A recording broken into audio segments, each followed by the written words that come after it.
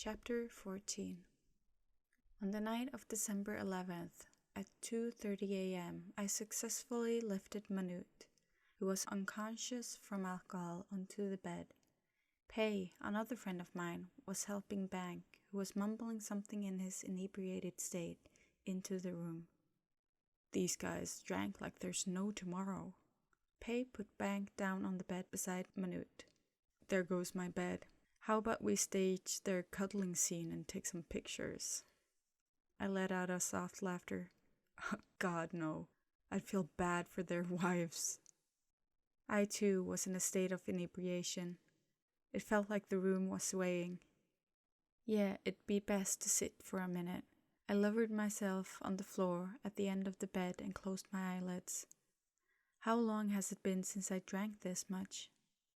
Pei, the soberest man in the room, marched towards me and sat next to me. We haven't had much chance to talk when we were drinking. How's your life these days? I opened my eyes and turned to the man sitting beside me. Pei was a pretty-looking man, actually. Tall and slim, with the shoulder-length hair. It's fine. My school is on its way up. Many students enrolled in my class. I drew up one knee. What about you, Pei?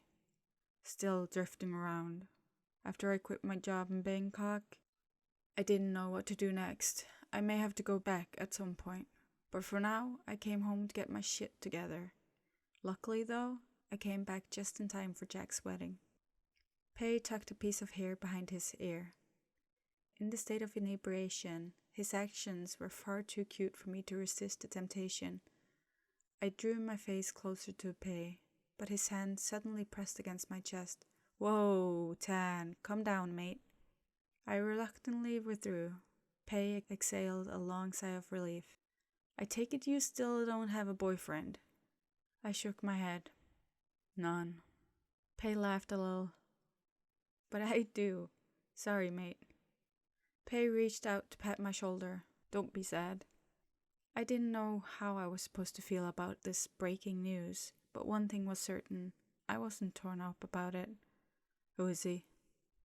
The head of the department at my old firm. Pei pulled out his phone. Super cute. He spoiled me rotten. The day he knew that I would quit, he cried over the damn phone. He handed me the phone, a picture of him taken with a tall guy, both of them dressed in suits, the ID badges around their neck. We're still dating. Huh. I only muttered in acknowledgement. Pei must have felt amused at my reaction. He smiled, shaking his head slightly, and slid his phone back in his pocket. Remind me, why didn't we date each other back then? Yeah. I stared at the floor, my eyes unfocused. I don't know. It's probably for the best. It was just not meant to be. We were incompatible pieces of jigsaw puzzle. It wouldn't have worked out anyway. I thought it better to nip it in the bud. Otherwise, we wouldn't still be good friends until today. Don't you agree? Pei rose to his feet. You can sleep on the couch. I'll take the other room. I'll get you a pillow and a duvet. I nodded. In truth, I could just lie down on the floor, but my friend, the owner of the house, might not like that. I stood up and marched to the living room. I plopped down on the couch before realizing that I forgot to give Nath a call. However, the task seemed not very urgent. It could wait until I was fully awake. With that thought settled, I drifted off into sleep before Pei had even brought the duvet. The shrill ring of my mobile phone jarred me awake. The morning sunlight was streaming into the house. The duvet on top of me heated my body to the boiling point. I tossed the duvet aside, quickly picking up the cell phone I fished out from my jacket. Yes? Where are you? A deep voice came, causing me to be fully awake. I totally forgot to call Nath for my brother, Pert. My friend's place. I raised my hand to massage my temple. Is everything okay? Tan, what should I do? I could detect that his voice had changed, nervous and confused. Do what? I frowned. Perth, get your shit together. What happened? Well, it was an accident. The more I listened, less I got the gist of the message. What? did you do? I accidentally strangled Jinjia to death. It took me a millisecond to process each syllable my brother had uttered. Once the realization hit me, I bolted up in panic. What? Yeah, I accidentally killed Jane. He gave an inaudible tss with a note of displeasure. I overreacted. Shouldn't have done that. Fuck, what got into you? I screamed. You have no right to say that. Now you better help me think what I'm supposed to do next. Do what? You have to tell the police, now. I spoke quieter, hurriedly marching out of Pei's house so that no one in the house would overhear this conversation. Why did you kill her? Wasn't she the girl you cared so much about? I took orders from you, shuttling her around for the love of God. How could you do this? I pinched the bridge of my nose. Fucking hell. Tell me why. Well, she was a cunt, and she pissed me off. His voice grew into a thunderous rage. Don't you dare interrogate me. If you won't help me, I'll go talk to Paul. So you won't turn yourself in then? Are you, gonna cover this up? This was the first time I had to deal with a murder at the hands of a family member. A similar incident happened only once when I recently moved in with my father. Uncle Aid, my father's elder brother, shot his debtor and disposed of the body. I didn't remember much of the details, but I did remember that Uncle Aid had gotten off the hook easily. Who said anything about turning myself in? Don't forget who I am. Of course, the news of an honorable prosecutor ending a woman's life would surely become a national splash. Perth, this is wrong. I can't help you think your way out of this one. Go talk to Paul, and give me the orders when you figure things out. What a useless piece of shit you are. Fine. I'll call you once I talk to Hong. Then Pert hung up. I looked up at the sky. My hand gripped the cell phone tightly. Jane and I knew each other when I tutored the students at the high school Jane worked for. We weren't very close until she became one of Pert's girls. He assigned me to take care of her, for I had to tutor her students anyway. I gave her rides to school until everyone thought that we were dating. Jane loved my brother with every fiber of her being. She told me that he was the first man who made her happy, but I couldn't really say much about what kind of guy Pert really was. Then one day, Jane learned that she wasn't the only girl in his life. Needless to say, everything went downhill from there. I decided to bid goodbye to Pei, who was making coffee for our friends. I gave him a quick, tight hug and rushed out of the house. I drove straight to my house in downtown. There should be a hell of a lot to discuss, and I may be assigned to do something. After evaluating the situation, I came to the conclusion that murder was a big deal. If the situation was deemed too much for me to handle, or there was a good chance that I might end up behind bars, my mother and I may have to find a way to get out of there. As soon as I got home, I called Jane's number, which of course no one answered the phone. I didn't know what state she was in now. The only one who knew was the person who robbed her of her life. I couldn't even sit still due to the apprehension. What should I do now? I don't want to get involved with this shit. However, I guessed it was inevitable. After half an hour of restlessness and agitation waiting, Pert finally called me back. I hurriedly accepted the call. Now, what? Where are you? My mouth hovered above the phone. I'll be at your home in 5 minutes. I could detect the waver in my brother's voice. He too was in a state of shock. I want you to do something for me. Talk later. I sighed, bracing myself for the crucial impending mission. I'll see you soon. About 5 minutes later, I heard the sound of the car pulled up in front of the house. I opened the gate, eyeing an exorbitant white European car blocking the gate. A tall, elegant man stepped down from the car and marched right into the house. The door was already open, waiting for his arrival. The distress was apparent on his face. Pert carried himself towards the sofa and plopped down wearily. I sat down on the sofa on the side, looking at my older brother, who was bouncing his legs in an attempt to shake off his nail-biting anxiety. I stared him down. Explanation, please. I don't want to share many details. What's done is done. We need to look forward. Bert started to bite his fingernails, closing his eyes as if he's trying to calm his nerves. Why did you kill Jane? I pressed. I said I don't want to talk about it. He raised his voice, causing me to clamp my mouth shut. Despite my earnest desire to know the reason of what had possibly triggered these savage and barbaric actions. Look, Jane suffered from depression. There's a high possibility that she'd have committed suicide, right? When I knew Jane was dead, I staged the hanging scene. When I pictured what had transpired, I closed my eyes, appalled. I tried to calm my mind. You hung Jane's body? Yes, I had to do it. You think you'd be able to fool the police? It's not the police that concerns me. It'd be easy to fool them. The forensic physician, however, is the one I'm worried about. I raised my eyebrows. The forensic physician? Yeah, the one at the provincial hospital.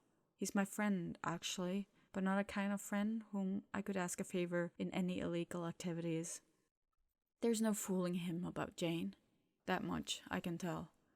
No matter how I staged the scene, he would know it was a murder, not suicide. I worked with him a lot. This bastard is too smart for his own good. What would you do then? Clearly, you'd never succeed in fooling the physician. I rubbed my hands across my face. A long sigh escaped my mouth. Perth, this is so wrong. And what did Paul say? That's what I'm about to tell you. Perth pointed his finger at me. Paul will handle this while I scram. I widened my eyes. You're running away? Doesn't it seem even more suspicious? Yeah, I'll make it look like someone kidnapped me. I'll be away until the situation has improved. This case would be over if the manner of death is determined as suicide, which requires multiple factors. Nonetheless, a substantial piece of evidence is the autopsy report, which must not give away any indication of murder. Pert's hand clasped under his chin. His countenance appeared troubled. A friend of mine is a cop. We can talk to him. He owes my father a lot. He will give us the police intel. As for you... Pert glanced up at me. I stared back at the fierce eyes of his. I didn't want to get involved in this at all. I could only tear my hair out internally. What do you want me to do? First and foremost, go to Jane's room. Make sure you're the person who discovers the body and calls the police. Make it look spontaneous. Pert stood up. Then, wait around until the forensic team arrived. You'll see your target, a forensic physician named Bunneket. Do whatever it takes to make him write the report as suicide. Threatening, blackmail, kidnapping, torture. Whatever you're good at. I no longer wanted to do that sort of depressing thing, but when it came to my mother's safety, I reluctantly choked down the terrible feelings. Do you have more information on the target? Bun has a secret, and I found out that he likes men, much like yourself, Tan. Suddenly, Pert seemed to remember something. How about you rape him? Take his photo to blackmail him later. It was probably the vilest plan I'd ever heard. I'd been accustomed to these heinous surroundings that I'd become numb to it. Torture was a task I had been assigned on several occasions. However, rape was a bit too despicable. Pert, I can't do that. You must. Bun is strong-willed. Threatening him simply won't do. You have to get him physically. Here, stand up. You have to show me the picture of your work. You know what will happen if you wouldn't do it, don't you? Ugh, what a twisted psycho. I stared at my brother aghast. I'll find a way to make him write the report. No raping, that much was certain. Although I knew my target is gay, just like me, who would be crazy enough to do such a thing? I would have to approach him and intimidate him with my voice and attitude, which I had done time and time again, and more often than not, it worked. You'd better get this job done. Pert went to the door. Go to Dr. Bunn's house tonight. I'll send you the location. He janked open the door and slammed the door hard behind him. I parked my car on the side of the road close to the dark forest for quite a while. I drove pretty far from my house, where I had Bun restrained, knowing awfully well that my brother was keeping an eye on my location. Pulling out my brother's white smartphone from my pocket, I looked at it. Reaching inside the other pocket, my hand touched a hard, cold object that could end someone's life in the blink of an eye. I was wondering whether I should go to my brother tonight. My phone buzzed in my pocket, a message from my brother on line chat.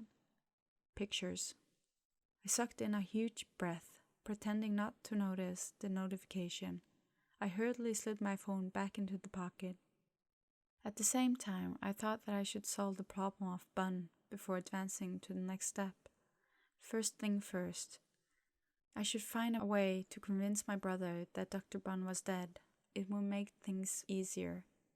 Perhaps I had to beg Bun to stage his own death. Being a forensic physician and all, he should easily be able to make this thing look realistic and legitimate.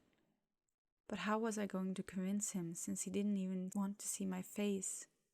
The way Bun's hurtful and heartbroken gaze looked at me burned into my mind. I was aware that he started to develop feelings for me. If it weren't for this mess, I thought both of us might have gotten along well and might be able to develop our relationship to the fullest extent. The second option was to find a corpse and make it look like Bun. However, I didn't know where to find a freaking corpse unless I had to kill someone and alter the body, which was unlikely. So I easily eliminated this option. My mobile phone buzzed again, accompanied by the deafening sound of the ringtone. There's no need to pull it out to see who's calling. I knew. It was the man who was dying to see Bun's corpse. I took the call. What's up? What's the hold up? Is Dr. Bun dead? Why don't you send me the picture already? Digging a grave. I pretended to lower my voice. Hey, someone's here. I've got to go. And then I hung up. Turned off both my phone and perts. I would probably not be able to buy myself much more time. Right now I need to find a way to fake Bun's death, and I need to do it fast. When I opened the door, I saw Bun sitting on the bed, his right hand wrapped around his knees. His other hand, which was handcuffed to the headboard, remained where it should be.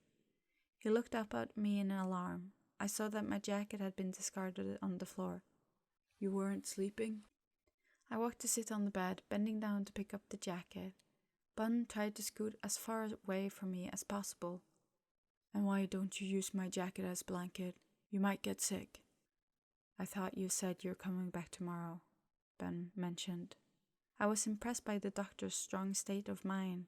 The guy looked saner. Gears and wheels must be turning in his head like a machine. Knowing this, I couldn't let my guard down. My brother had warned me about how clever Bun was. I believed his words the moment Bun graced me with his presence at the cram school on the fateful day. Who in their right mind would have done this, visiting his attacker in a matter of hours after he had been assaulted? I basically freaked out when Bun came to see me that day, making me unable to threaten him myself anymore. He would know immediately who the intruder was. This entire time we were staying together, I had to be constantly on my guard. The stress had been eating me up upon my attempt not to act weird. There's one thing I wanted to know though, so I decided to ask Bun. Perhaps a conversation would help him understand and be more cooperative.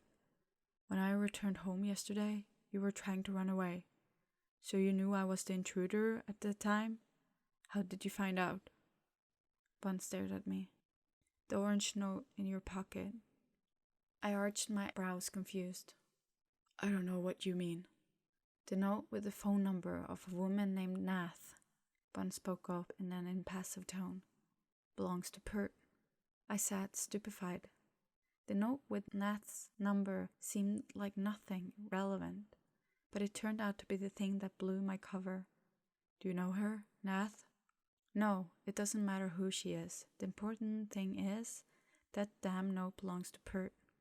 Bun let out a dry cough. He sniffled once before continuing. The number on the other side of the note is my number, I remember. Bun rendered me speechless once again. What did he just say? If the number on the back of the piece of note was his number, then the person I accidentally called that day had to be him. Bun took in my reaction with deliberation. I was so familiar with this look. Where did you get the note? The prosecutor gave it to you, or did you steal it from him? You are the one who kidnapped him, right? Despite Dr. Bun's disadvantageous position, he was making his move by bombarding me with questions, backing me into a corner. I needed to show him who was in charge here at this moment, so that I could handle the situation easily. I turned to grip Bun's shoulder and squeezed them tightly. He jumped in the air, trying to pry my arm away. I really wanted to break the news to him that his best friend was the one who started it all. But I didn't want to see more pain in his eyes. If I told him Pert was behind all of this, Bun would surely have gotten antsy and would have run away from me to make matters into his own hands. Be quiet and listen to me. I had managed to silence him. I'm in trouble right now. My boss wants you gone, like he wants to see that you're really dead. You need to help me fake your death. Bun stared at my face, unmoving. Fake my death? Yes. You should have been dead, because I shot you. My boss would want to see those pictures. I looked him in the eyes in anticipation. When he sees that you're dead, I will start my game. Is this an order or a request? Bun turned away. I don't have any choice anyway, do I? I sighed. I don't want you to think this is an order. I couldn't do this alone, staging your death, I mean. You expect me to cooperate while keeping me in the dark like this? Bun was using my words against me again. I was debating whether I should tell him everything so that he would understand the situation, or rely on some other means to persuade him. Or should I coerce him into obeying me? I decided to try the second method. You may not understand the whole thing yet, but I wanted you to know that everything I did it for you. Don't you say you're doing this for me, when you've apparently kidnapped and imprisoned me. I'd be damned if I believed you. Just like I thought, Bun wouldn't give in that easily. If my boss doesn't get those photos by tomorrow morning, my sick mom will be in danger. I have to work for them because they're holding her hostage. If I disobey their orders, I don't know what will happen to my mom. Bun remained stunned. We were both quiet for a long period of time. At last, Bun cleared his throat. I just noticed that he seemed to have gotten a cold. Find some pig blood. Shouldn't be hard to buy it from the village or the rustic market at dawn. Staging the scene in the forest is likely the most realistic setup because you took me far away from the city. Make it look like you forced me on my knees and shoot my head from behind with a grave nearby. Or would you suggest alternatives? I looked at him, utterly impressed. His idea matched the whole plan I had previously envisioned. We'll follow your plan. Bun harshly pulled his restrained wrist, deliberately rattling the handcuff. If you want my help, you have to release me. A clever bargain. If I uncuff you, will you run away? You said that if I step foot outside right now, I'll die, right? Bun elicited another dry cough. If you can assure me that I would be safer with you, I'm not going anywhere. But now I'm not sure because I don't know who you are. Not only did he compel me to uncuff him, but Bun also forced me to tell him the truth. I decided to give him what he wanted in exchange for his cooperation in staging the death scene. I reached into my trouser pocket and fished out the key and got him out of the handcuffs. I didn't let Bun rejoice in his freedom for long. As soon as his hands were free, I hurriedly pushed his shoulders down on the bed. Bun cried out in alarm before I lay down beside him, putting my arm around him from behind. It'll be several hours until daybreak. Permission to stay in this position for a while? I nuzzled his nape. If you snuck out, I would know. Strangely, Bun didn't resist. Instead, he lay still in my arms. Tan, he said, is it true about your mother? No point in lying at this point. I just haven't let out the whole truth yet. I tightened my arms around him for fear that Bun would disappear off somewhere. Then I'll wake up around 4 and let's get it done really quickly.